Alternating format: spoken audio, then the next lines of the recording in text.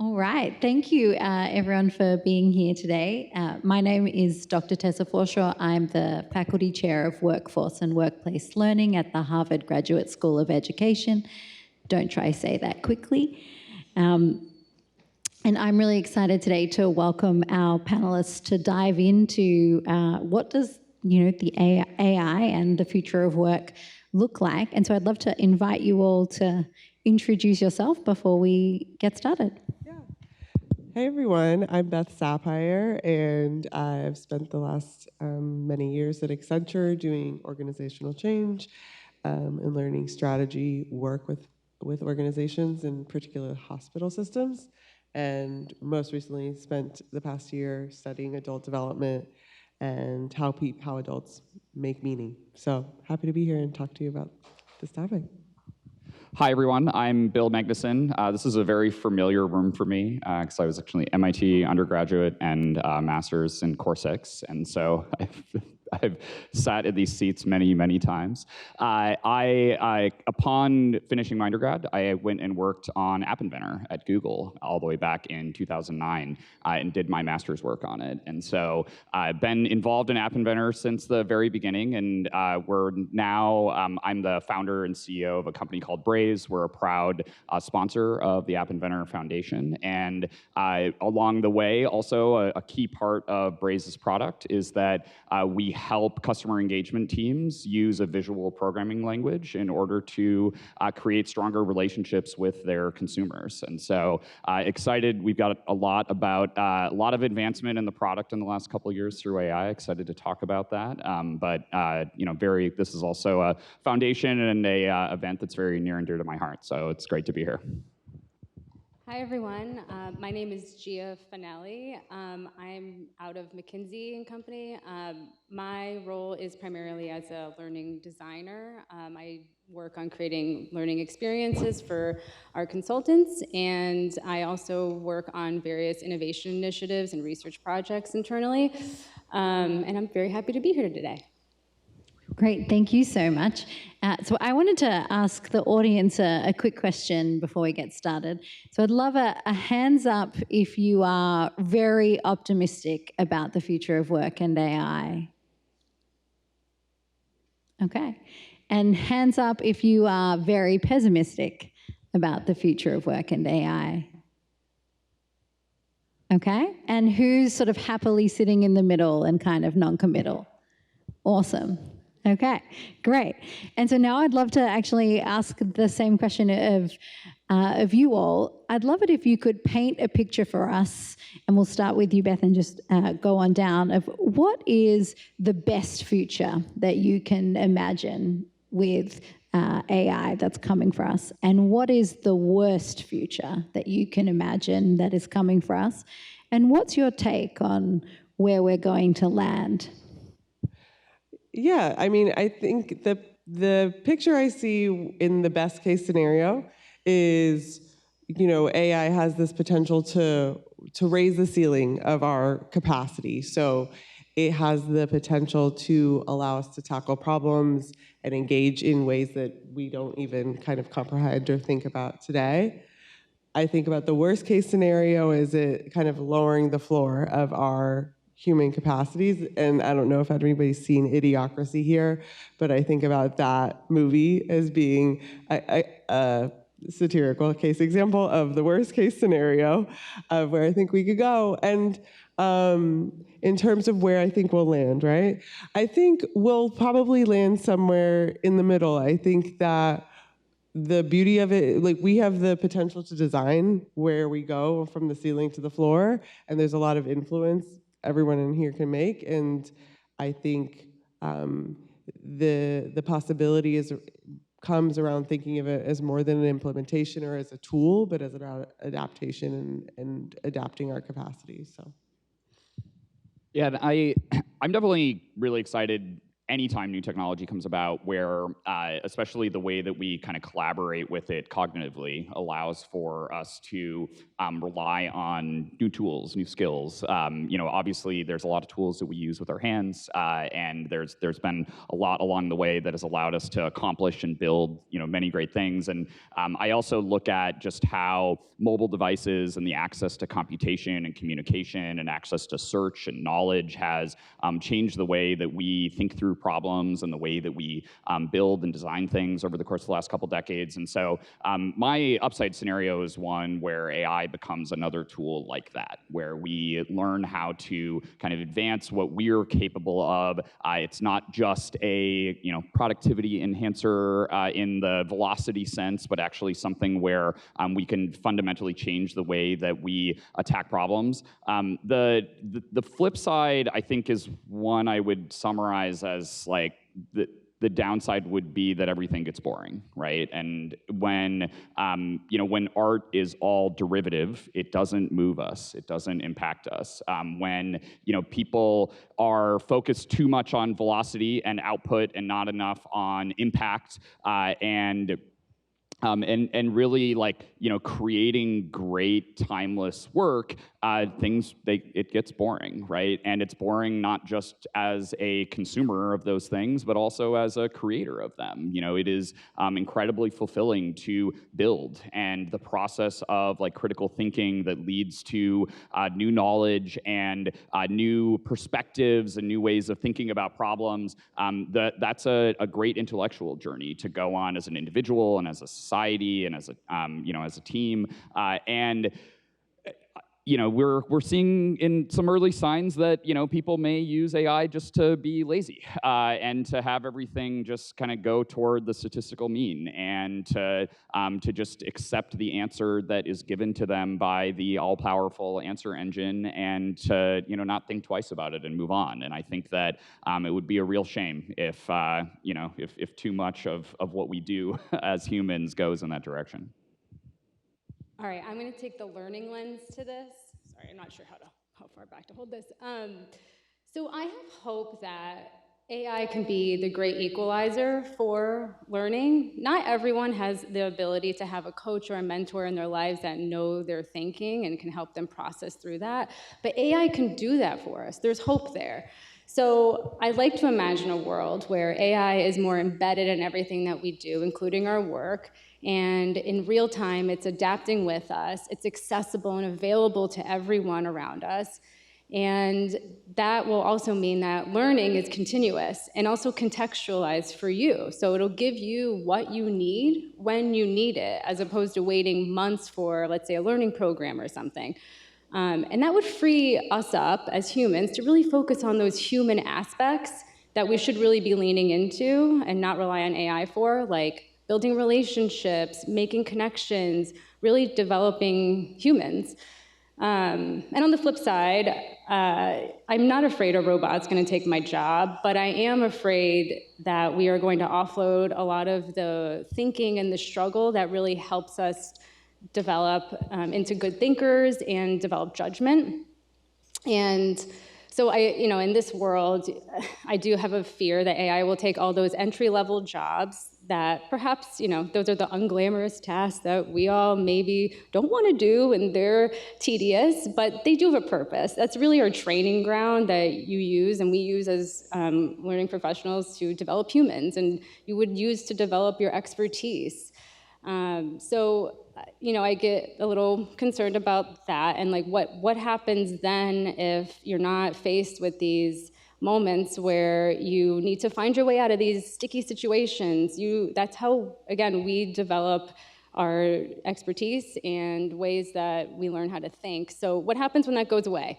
How do we develop critical thinking? How do we develop a certain area of expertise? I'm not really sure, but I do know that when we think about AI and how we want it to show up, we need to be very intentional about the applications of it. And that falls on all of us. Every single one of us can decide how we use AI in our work and in our personal lives.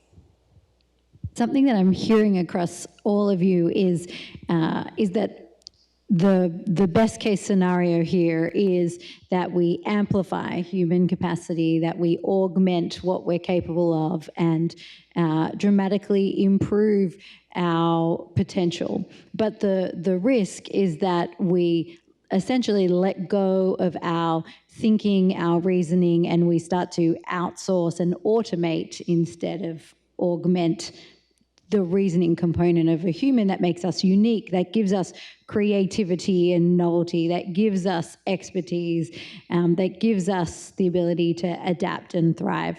And I think that's a really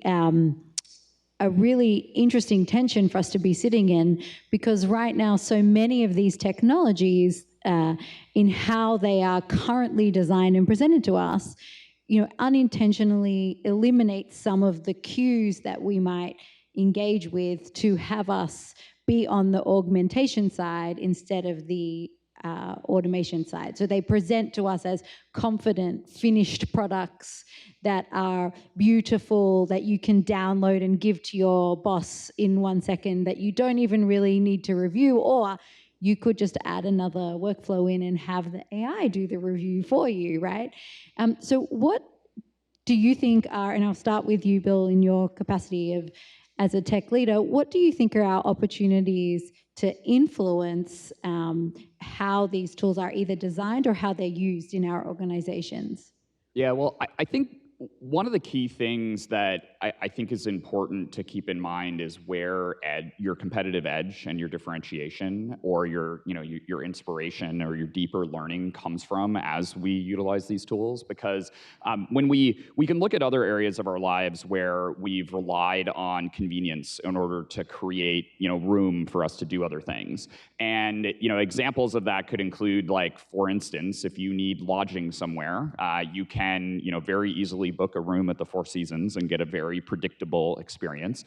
That takes a lot less work than figuring out how to pack up a backpacking backpack and go and find a campsite and set up a tent and and deal with all that. And that creates room where, if what you are doing on that vacation is that you need to show up and speak at a conference, as an example, or participate in something else. On the flip side, if what you're trying to do is connect with nature, going to the Four Seasons is not a great option for that, right? And in that, I think it's really important to also connect with where we want to invest and where our passions are. And that the answer to that is not the same for everyone. Some people, for instance, love cooking, and to go to a market and buy all the ingredients and bring them together and invent something new and experiment in the kitchen in order to make lunch. Other people want to spend that entire day working on building a robot, and they just want calories in their body so they can build the robot, right? But in both examples, you're, by building something, you're connected to you're kind of engaging with it at multiple levels, and you're connecting with something that you're passionate about in order to really move it forward. And I think that even in looking at the incredible capabilities around, for instance, something like being able to vibe code new applications, or small gizmos or other pieces of software, or what have you. There's different ways to engage in that. And if your passion is around building and designing products at the surface level, the engagement with that is looking at how are humans going to utilize this, and how is it going to go and impact a business in order to as it integrates into a workflow or deliver something else. If you're passionate about the performance of it, and looking at the deeper engineering, then understanding the software that actually sits below that, and the code that's below it, and then the chips that the code runs on, and all the different layers through that. And so I think the through line on all of it is to make sure that you're still you're really in touch with where you want to find a deeper understanding, use that deeper understanding in order to resonate with your own passions, but also in order to build something that other people can't build. Because even going back to that vibe coding example, someone that's only engaging at the surface level, they're all going to make roughly the same thing because they're going to ask roughly the same questions and they're going to get roughly the same output. And it's only through engaging with the problem at a deeper level and actually committing yourself to finding different dimensions to either engage with the tools on or to continue to refine or to bring in a new creative idea or a new angle on the problem. That's where you build something that's actually differentiated. And in the business world, that competitive edge and the differentiation is the only way that you make profits, right? Because if you just have what everyone else has, it trades as a commodity and you don't have any ability to actually create a differentiated business. On the personal side, I think there's a lot there about passions and fulfillment and building up capabilities over time.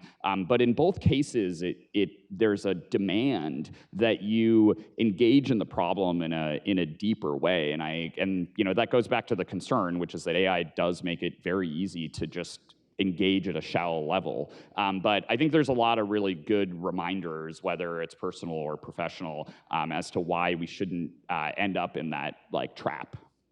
So what I'm hearing from you is, the way that we strive towards this non-boring world that is better, that involves a lot of human augmentation, is by really understanding our competitive edge, our creative edge, and making informed choices about how we engage with tools so that we don't eliminate that edge. Yeah, absolutely. And there's actually, if anyone's been watching the World Cup, there's a great example of this on display right now. A lot of teams are wearing pink shoes, or pink cleats right now, or boots if you're outside the US.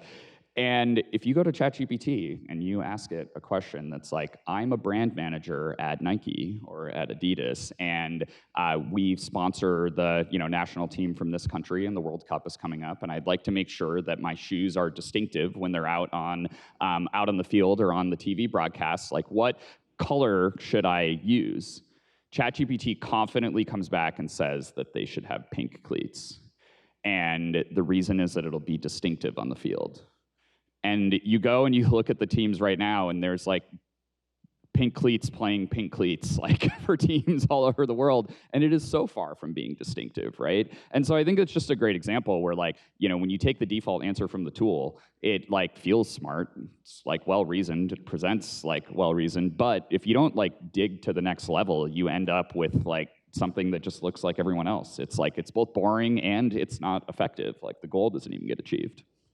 It's an interesting thought that the idea of AI literacy isn't necessarily just how do I use Claude or how do I use ChatGPT, but instead is, how do I think about what to think critically about? How do I think about how to engage metacognitively? How do I think about when to utilize these tools?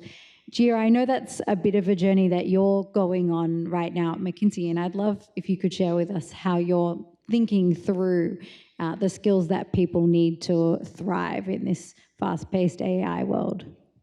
Yeah, for me, I immediately think of being an intentional learner. These are skills that are uniquely human that all of us should be practicing quite regularly, but often we're reminded of what those skills are when there's these times of massive change, like we're experiencing today.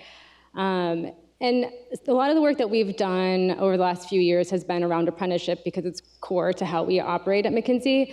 And what we had found after, again, years of studying these teaching and learning relationships in the flow of work was that the best teachers were also intentional learners, meaning that the people who were naturally curious about their own development were also, would bring people along with them naturally. So what can you learn from that? How can you be an intentional learner? And there's a few things that come to my mind that are specific to the time that we are in right now. The first is around practicing metacognition, which Tessa has done a ton of research in and probably has a way more formal way of explaining it. But to me, it's as simple as thinking about your own thinking, right? So taking a step back, finding space for your brain to process through what you're experiencing. Really think about what you're learning. Is there anything that you want adjusted in this current situation? What's working, what's not working? All those types of questions. Because right now, more than ever, I'm sure we're all experiencing this, that there's more things than ever competing for our attention. And we do have a limit to our cognitive capacity, and we need to protect that the best we can. So giving yourself the time and space to do that, because AI won't. AI is nonstop, and it will keep going. It'll ask you question after question, give you a whole slew of answers, but you need to intentionally take the time to pause and step back and really think. That's when your brain does the best work. Next, I would say that it's okay not knowing. And for some of the younger folks in this room, I think this is a really important message for you to hear. When I was a young professional entering into the workforce, I was a perfectionist. I thought I had to have the answers to every single thing. I wanted to walk into every meeting knowing what to say, having all the answers, and I couldn't be more wrong. Right? What's actually valued today is making progress and having impact. And impact could be a lot of things.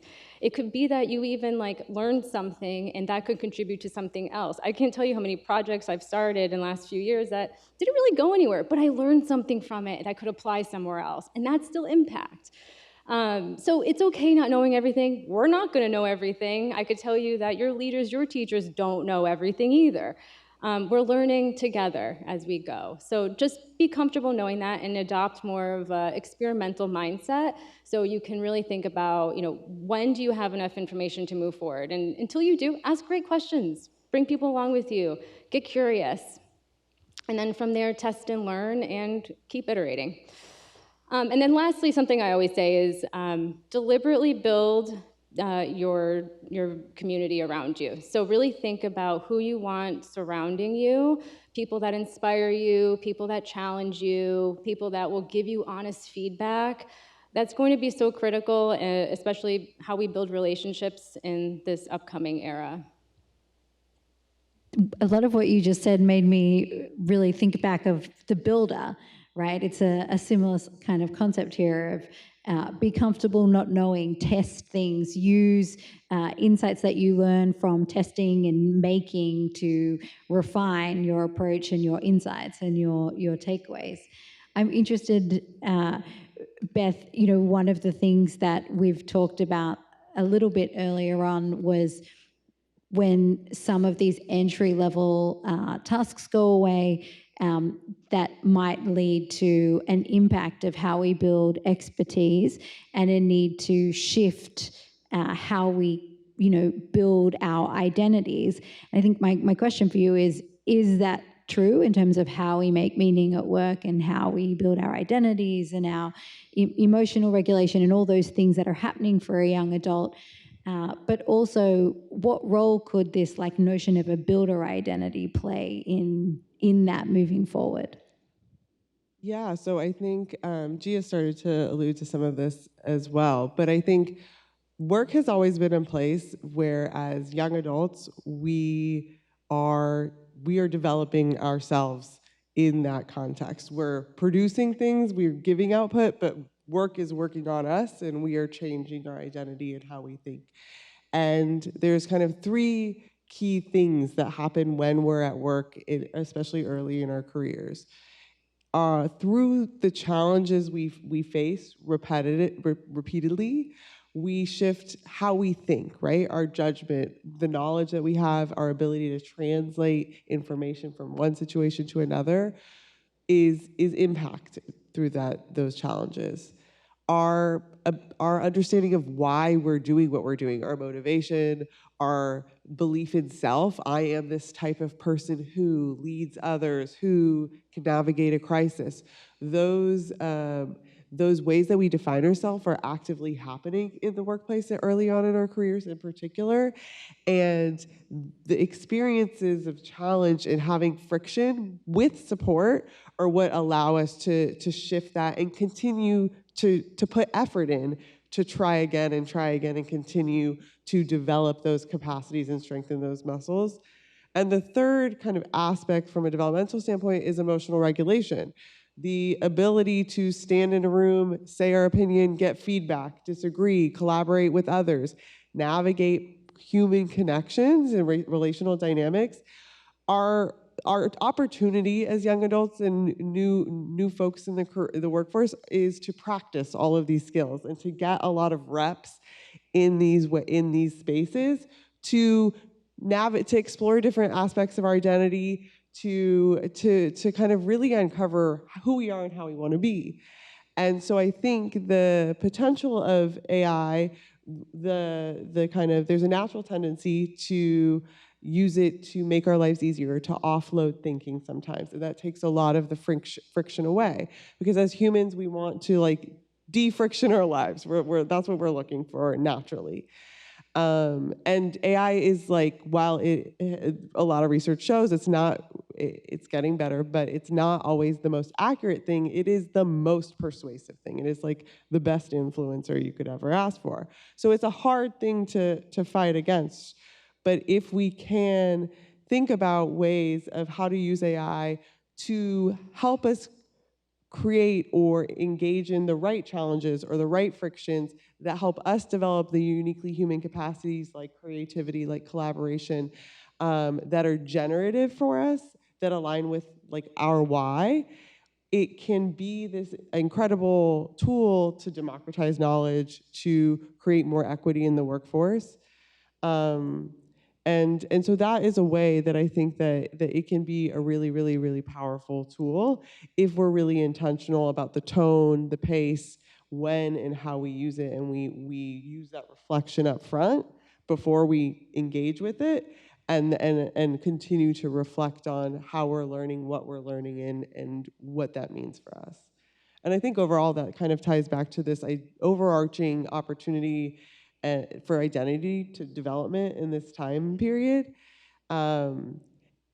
People who are able to focus on their why are they doing what they're doing, their purpose, who do I want to be, how do I want to be, who am I becoming, and become less attached to how am I doing that, because generative AI is going to change how we do what we do, and the way it is now is not going to be the way it is in 3 years or 5 years. And I think anchoring to these aspects of who we are and what we want to learn and how we want to be will allow us to kind of navigate through the friction and the continuous change a little bit more easily.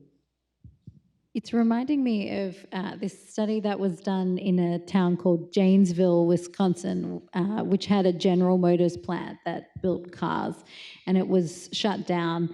And there was a longitudinal study that followed what happened to the community for 10 years after the plant shut down. And one of the things that really stuck with me from this research was that the folks who were sort of indoctrinated into this belief that their job had been made redundant and that therefore like they were redundant, their identity was redundant, all of their skills were redundant, and therefore went and learnt something brand new from scratch, from ground zero, actually had much worse mental health outcomes than the partners who managed to just sort of transfer their skill set to a slightly adjacent or different role and did that in a self-directed fashion. They also earned a lot less money and had lower rates of home ownership and equity 10 years on. So it was a really bad picture, this idea of completely abandoning my prior identity and just trying to ditch it and become something new. What you just said that really resonated with me is I think a lot of people in that study, and I don't know this for sure, I'm inferring it, were focused on the what, right? Not the how, focused on the how, not the what. So they were focused on the how, i.e. building cars, instead of the what.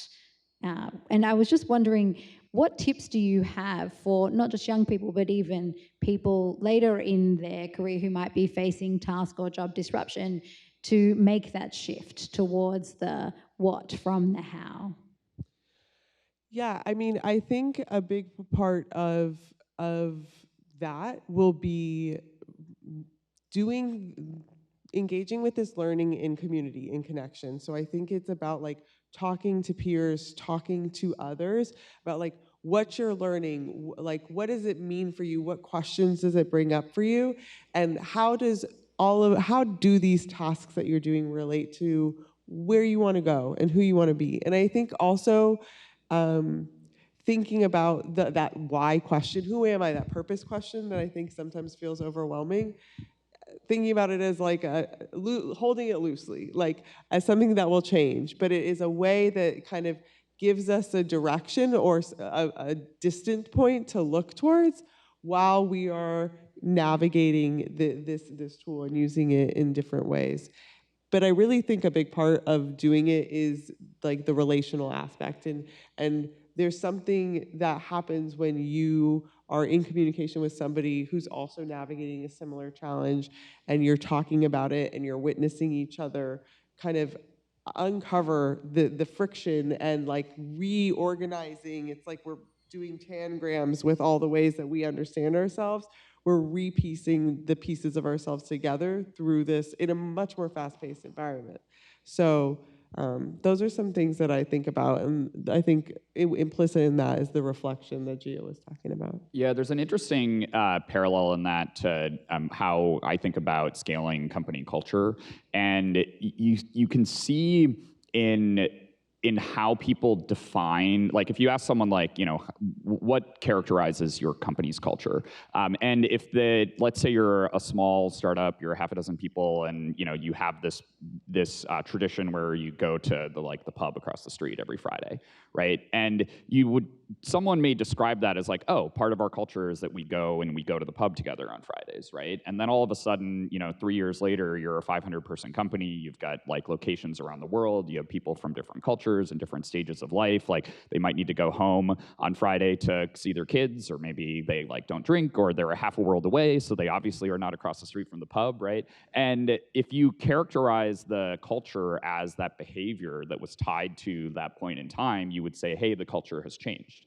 But if you characterize it as like, we as like professionals also like to spend time with each other outside of work, right? And get to know each other as like people and break bread and have a connection that goes outside of the work that we do together. And by virtue of doing that, we're actually able to have like great creative tension in the work that we do together, because we refined our alignment as a team in a different setting. And that characterization of culture ends up being more durable, and it allows for people to stay connected to it, even as the details of the people and the setting and the activities change over time. And I think that when you look at the ways that you're doing work rapidly changing around you, and we were just talking about this yesterday, where there's also like a stress and an anxiety around a lot of it, and the brain is efficient just like the rest of our body, and it doesn't it's not going to dedicate energy to like brand new learning pathways if it's using energy stressing about existential concerns and things like that. And so part of really being able to engage with disruption is to also connect with and whether it's like finding peace with it or connecting with a characterization of it that is more durable, which is like, hey, this is like, it's like, yes, like it is one of the fastest growing technology tools of all time, and yes, it has like impressive capabilities that we've been working on in the field of AI for a half a century that are now finally coming to fruition, and that's really exciting. And it has like a bunch of these, a bunch of other potential outcomes that are hard to predict. But also, it is a tool, just like a mobile phone is a tool, and just like Google was a tool. And as a knowledge worker and or a creative professional or as a builder or an inventor, you throughout your life have gone through many generations of tools. And there's the first phase a lot of the time is when a kind of velocity enhancing or a convenience providing tool comes into the picture. We quickly offload certain things that we were spending time on before. And it's the right thing to find to be a little bit more thoughtful about what re-enters that world. Like you get a phone, you get a new smartphone with an address book in it, and the first thing you probably do is you stop memorizing your friends' phone numbers, right? And that's quick and easy to do, and you know how to do that with the new tool right away. You know, where do you fill that cognitive space? Like, what is left over?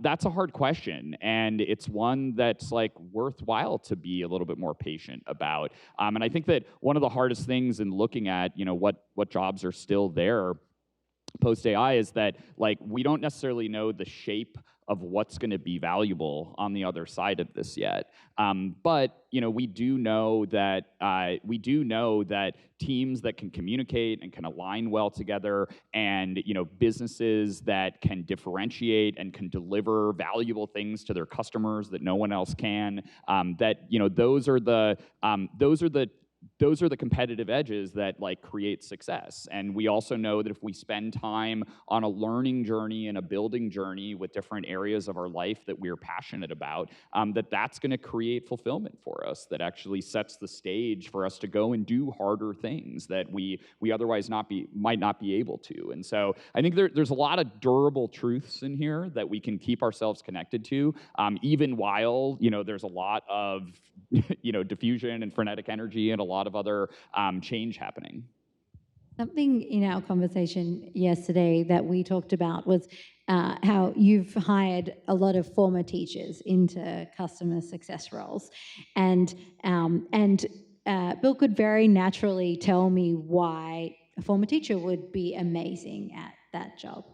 Now, I sit at an ed school, and I know a lot of former teachers, and I completely agree with you, but I also know that a lot of people can't see how their own skills and abilities transfer into sort of new and different things that can help them keep pace, navigate ambiguity, adapt in uncertainty. So I was wondering, and I'd love to ask you both, actually you as well, Gia, but we'll start with you, Bill. How do you think about when you meet a person like a former teacher, how do you go, of course these skills are going to apply there? What do you look for? What do you think about? Yeah, I actually, one of the analogies that I use, and I explain this to my teams around how we think about relative levels of investment as well, is like, if you think about, bear with me here, like an internal combustion engine, right? A internal combustion engine, and I'm a big cycling and electric car fan, so I'm not advocating that we keep building these, but bear with me. They run best when they have a great balance of being at the right temperature, having the right fuel, having the right kind of fuel oxygen mix, having the right timing, you know, for the spark and the way that the pistons are arranged with each other, having the right lubrication in there, et cetera, right? And if any of those things is out of whack, the whole engine suffers. And you can keep pouring more and more fuel into like an engine, but if you don't have the right, you know, oxygen levels, or there's a bunch of grime in there that needs to be cleaned out, or, you know, it's in the wrong gear in the transmission, you're not going to actually get your car to move any faster.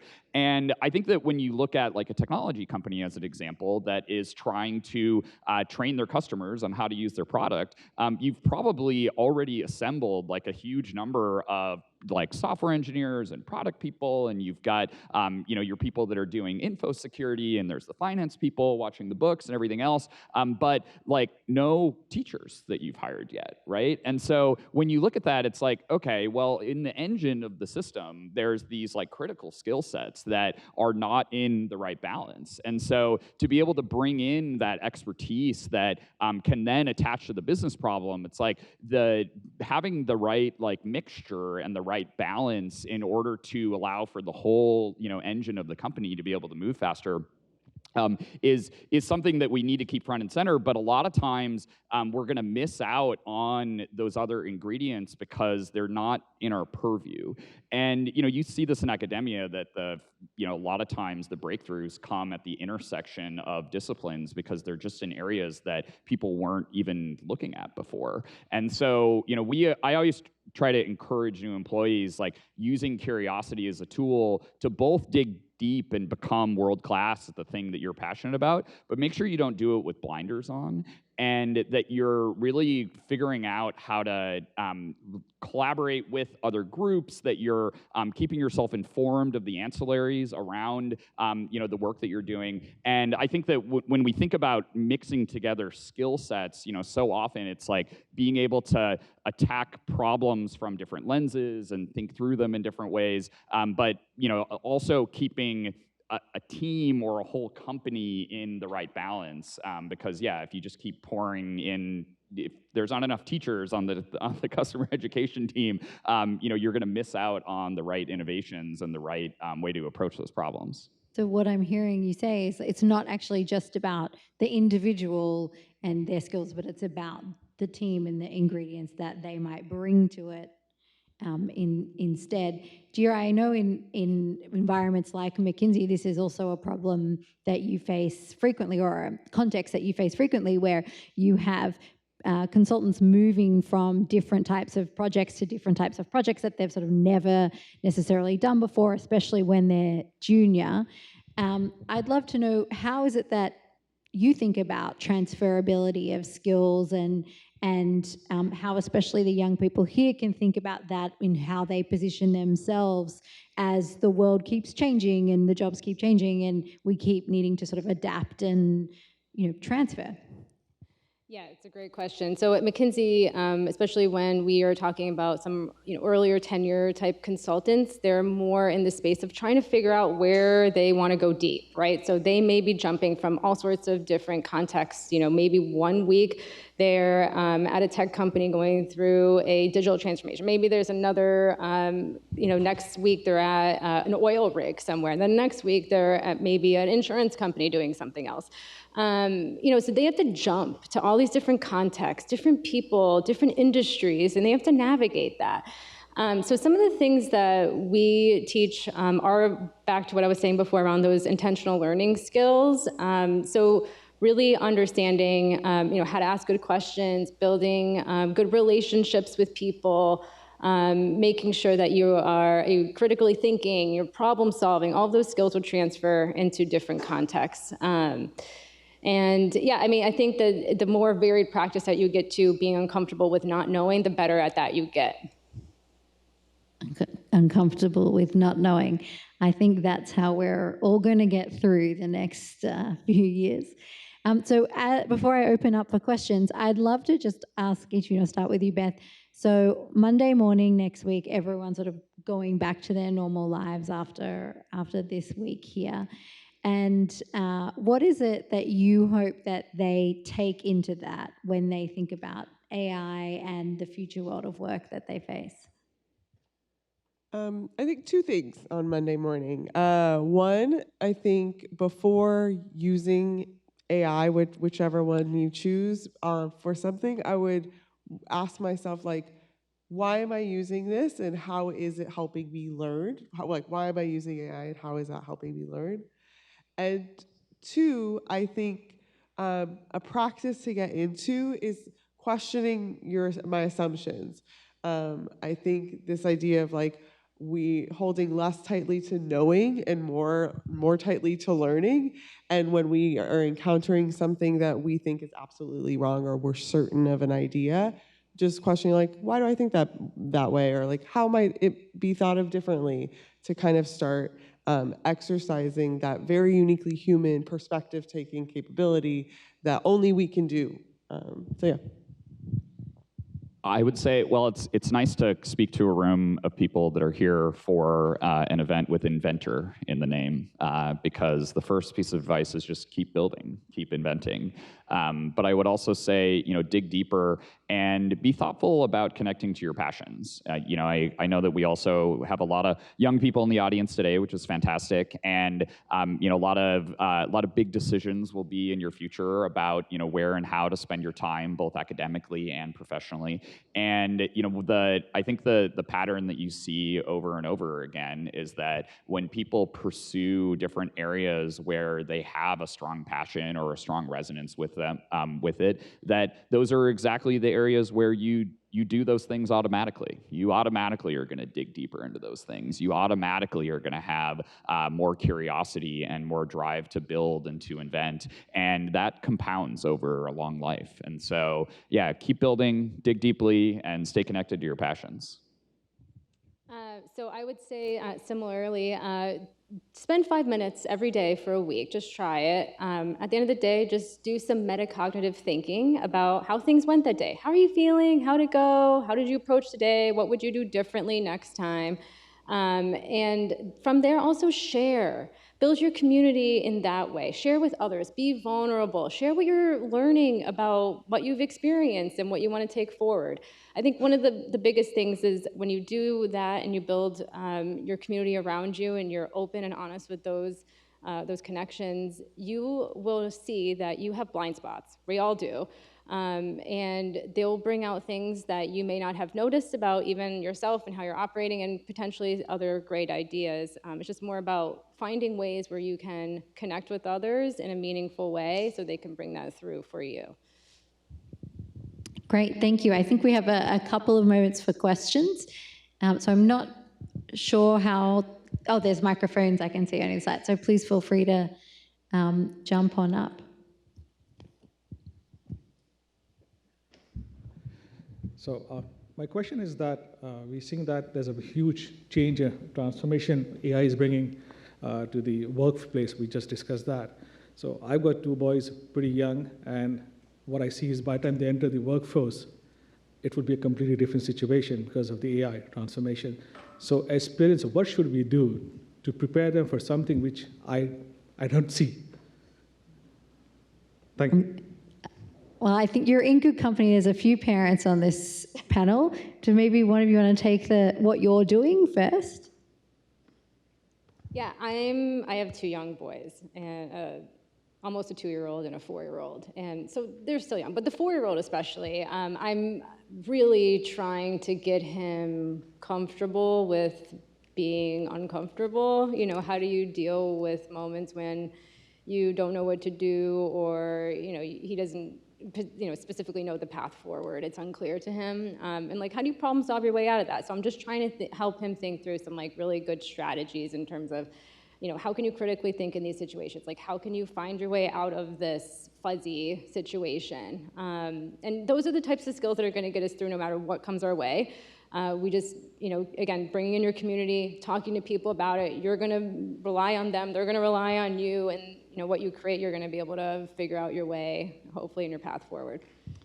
Yeah, so my kids are 20 and 23, and so they've kind of just entered, both college and had to declare a major for the younger one, as well as just entered the workforce. And my oldest is in computer science, and and did so like right at a time when people were like, oh, like, are there ever going to be software engineers again? And I was just like, just go be world class at like whatever you do, and you're going to have a job, right? And so I think that the advice of like find something that you're passionate about and go be really, really good at it. And like that's going to still have the opportunity to create a tremendous amount of value and do so in a way that aligns with your passions. My youngest is also studying industrial design.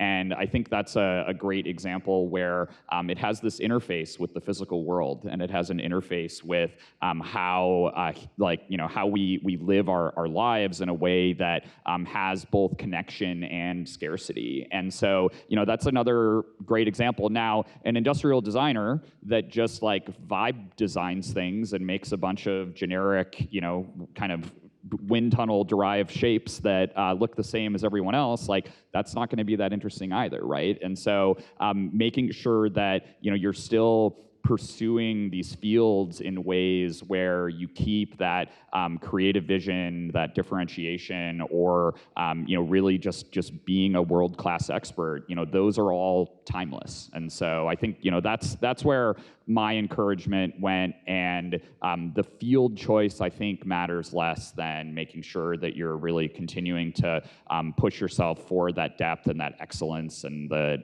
creativity and really connecting to your passions. Hi, we've been talking about tools. What about if they're not tools? If they are kind of a cognitive environments that are just there where we operate, some of them silently. So not only we are using tools that we don't control completely in that way, and because of that, they're not tools anymore, in the sense that by operating them, we are doing a process that we cannot control. And as a tool, as an extension of our capacities, end up being something else. So aren't we already there? And with the tendency of AI becoming, general intelligence to be a broader spectrum of activities, aren't we there? Yeah, I mean, I think that's accurate. I think also that characterization of AI is one that we are already really adept at working with, because you're effectively describing a system that is kind of operating and providing something in our environment. And there's the way that we directly interact with it, which I think is better characterized by tool use. And then there's all the ways that AI is going to, whether it's like, hey, I have these agents that kind of run in my life and they do things, for me, and that kind of changes around, that changes my environment in some way that's like automatic or in the background, or it changes the way that the economy gets organized, or some of these other things at a more macro systems level. I would say that is at a systems level is just a story of civilization. When, as you were even talking, I was like, well, yeah, but there's also there's transit systems, and there's massive supply chains in the world, and there's also a political system, and there's, and there's all these systems that get knowledge to us and that get entertainment to us. And in many ways, we don't directly interact with any of those until we're ready to go and consume them or be entertained by them, or we need, a utility or a product or a service from them. And so whether those are delivered by the invisible hand of the free markets, or they're delivered by, a giant organization of humans, or they're delivered by, pure AI or the hybridization of all of those things, there's these big aspects of our life that we interact with as kind of the invisible hand of a system that provides those things. And then there's other areas where we have direct interaction. And I always just go back to really being thoughtful about what parts of our lived experience we want to merely provide those things to us in a systematic way, so that we have room for other parts of our life, and then what parts we want to invest in, and where we have that resonance or that alignment with our passions. And I think that the mistake that we are susceptible to right now is more like, if we treat AI as the same way that we treat food delivery, but we apply it to the things that we are most cognitively passionate about, we're going to be robbing ourselves of that actual experience and the depth that it has. And I think that just keeping that centered as we think about how we spend our time and invest in kind of adapting and leveraging this new technology is critical. Yeah, because I find myself thinking with it.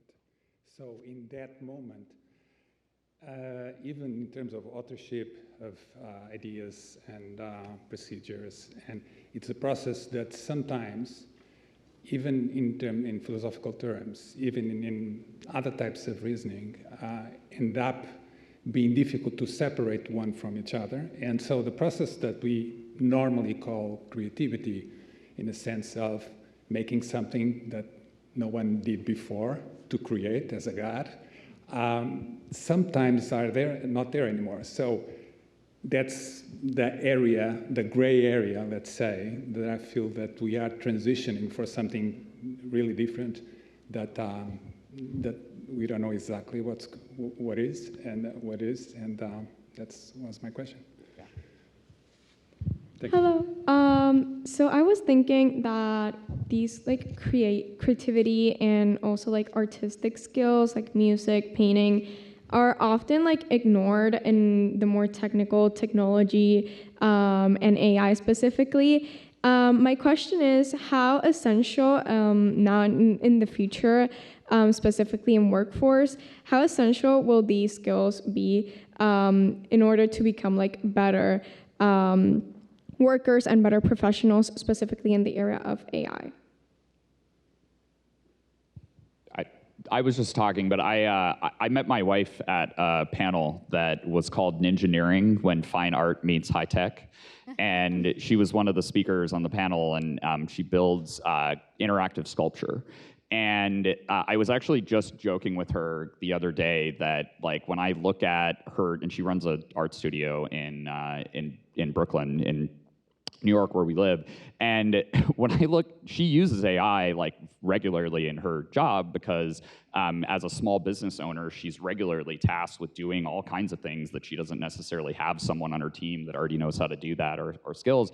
But when I then look at like the work that her team does every day, really expressing creativity and connection to communities and, like, you know, physically building those sculptures and being able to bring together technology and creativity, man, there is like nothing about any of the jobs at her art studio that are under threat from AI right now. Like every single one of those is absolutely gonna have to be here. And it's because they've done such a great job of bringing together creativity and technology, and because that is actually differentiated and it's rare. And when you look at what humans durably value, I think things that are scarce and things that we have a connection to are two things that through across cultures and across generations. We see it in interesting things where, you know, I think as digital art, as an example, exploded through these diffusion models, and we had this like quick ability to build digital art, like that was awesome that we could make memes faster and, you know, in chat and what have you. But we pretty quickly, as a civilization, stopped valuing that output in a kind of a monetary sense, right? Art that was merely created in that way became less interesting to us because we were just seeing it everywhere. And we need to be able to, we assign value to scarcity. That's why like vinyl has had a resurgence, because there's a connection to the ritual and the physicality of it, and there's a scarcity to that actual product. And so I would say that, like, you know, across a lot of different fields, where do you get that connection to humanity, and or where do you get like scarcity? So often it comes from creative fields and creative influence into the work that we do. And so I passionately hold the opinion, actually, that it is way more important than ever that we have strong taste, that we take creative risks, that we go outside of the everyone is wearing pink cleats, you know, moment. And that comes about from and is inspired by, I think, the fields that we describe as kind of traditionally creative in a lot of ways. And so you know, how are you going to differentiate from a bunch of other people that know how to use ChatGPT just as well as you? Well, it's creative vision, it's connection. Thank you. Right, it looks like we have one more, so let's do that and then we'll wrap up. Hi, I'm Rishi. I come from India, and I was reflecting when we were talking about the workplace change in the era of AI. I clearly see that there are three spectrums. One is full automation, another is augmentation, and the third may be, no one is talking about what will not be automated at all. And if I look at this from the lens of, you know, population and so much of, you know, advancement, what do you think, where is the exact, and I see augmentation as a very, very specific area which needs a lot of skills, right? So first, I want to know what will not be automated. Second is that if we have to make this augmentation really powerful, what are the skills that will be needed? I know ChatGPT and all. I mean, I want to know a little more about what does it really means to augment. So for example, if I am in, does an automated car needs an augmentation? And so on and so forth. So many questions will arise. So, but yeah, I would like to hear your thoughts on that. You good? I mean, Beth, do either of you have thoughts on what are the skills that are essential to good augmentation? The skills essential to good augmentation. What skills are good for augmentation? Yeah, so in terms of if we're going to go towards a society where we augment, what are the skills that will help us be really good at augmentation? Yeah, I think I want to just keep going back to what are those skills that make us uniquely human. So it's all of those things that we learn as we develop. So when you think about how you build your experiences, and through that you're thinking about how you think, you develop judgment, right? And that's all going to be very important, because while you can prompt AI, you can prompt it anything, and you could just cross your fingers and hope that the response is right or good. There needs to be a human on the other end that's looking at that with that judgment lens, that has that experience lens, that can take all the other inputs that are happening, because we live in a world of constant change, whether that's the environment is changing, the stakeholder needs are changing, your timeline's changing, the tools are changing. All of those things are things that you as a human are going to be able to influence and be able to make sense of. And then work with the AI as your tool. And the AI in itself is not going to be able to understand that. It's good with, back and forth. It can put you in a spiral, and, it's quite sycophantic, so it may make you believe that it's on the right track, and also that you're on the right track. But again, you are the one who has that connection to the outer world, and you are the ones bringing in those other perspectives and can help influence the outcome. I mean, from a more specific standpoint, what are some of the human skills? I think we've seen, there's a lot of research that shows the volume of what job postings on LinkedIn are looking for in terms of skill sets, or empathy, ability to work well with others, adaptability, flexibility. And I think something that I'm thinking a lot about lately is the ability to hold paradoxical thinking or hold polarities. So this idea of both two things can be true. How do I reduce costs and improve quality if we're thinking about it in that way? There's so much paradox and there always has been in the way that we do work, and that won't be able to be automated or augmented away. It still requires our ability to, with judgment and discernment, which again, are these uniquely human skills that we get to continue to refine in different ways now that we can free up some of our time and mental capacity for that. Great. Well, thank you so much. I would love it if you could all please help me in thanking our panelists for today, for their time and insights and contribution. I'm going to